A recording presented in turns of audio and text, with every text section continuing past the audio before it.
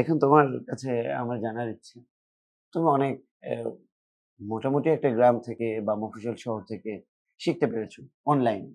অনলাইনে আসলে প্রাথমিকভাবে কোন ধরনের প্রতিবন্ধকতা ছিল? প্রথমত নেটওয়ার্ক ইস্যু।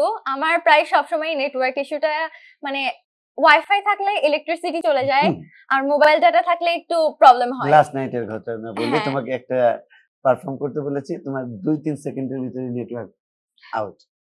কিন্তু তারপরেও এই যে নেটওয়ার্ক ইস্যুস এর পরেও যে তুমি এইভাবে ডেভেলপ করতে পারলা, শুধু কি তুমিই ডেভেলপ করেছো না এখানে আরো আছে?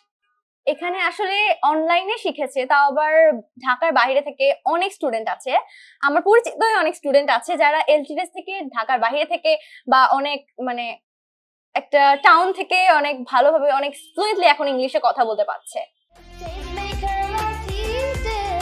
LT Dev, LT Dev, LT Dev.